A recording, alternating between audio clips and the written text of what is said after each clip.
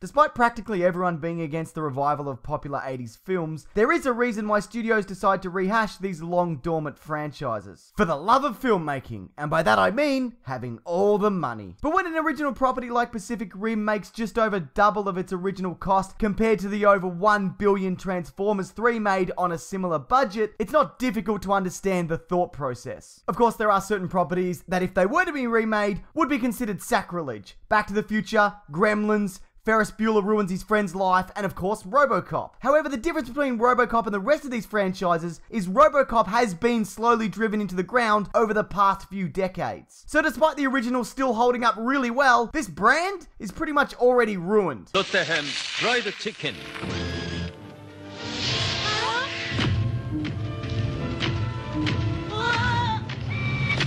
롯데 햄 프라이드 치킨. 발라 먹으니까 실감나게 맛있습니다.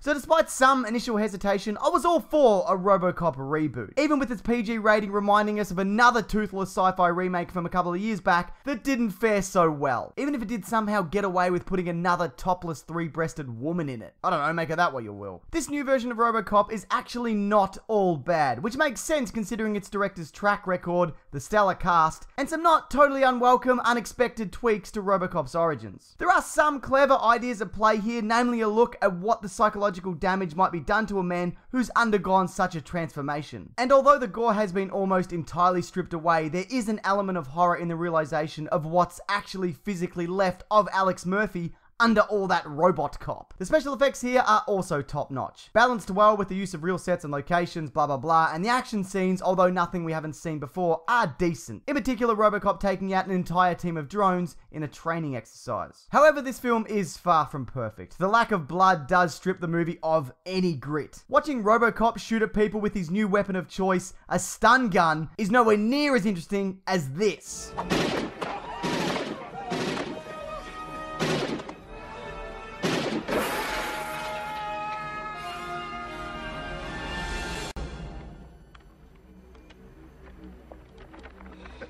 Also, in the original, RoboCop pretty much turns up as RoboCop, where a lot of this deals with him getting ready for the field, and that's initially quite interesting, but by the end it feels tedious and dragged out far too long. Though, to be fair, the pace does pick up somewhere in the middle, only for it to then build to an anticlimactic and ultimately unsatisfying finale. This whole thing does feel a bit like a missed opportunity, particularly in relation to the lack of gore, which I can't help think was a decision based solely on how badly Dredd did. I mean, they're similar-ish. Future sci-fi worlds with lots of guns wielded by cold, calculating protagonists, both who wear visors. Huh? The point is, I wouldn't be surprised at all if one did inform the other. Although clearly Dredd is better. So, RoboCop 2014, you received the rating of worst movie ever. Not because of any of the reasons mentioned before, but because despite what the title suggests, he's not a robot cop. He's part human. The movie should be retitled Robot Human Cop. But hey, if you want a serviceable action sci-fi that grapples with the issues of humanity, freedom, corporatization, robot cops, plus you enjoy a lot of hand-wavy holograms,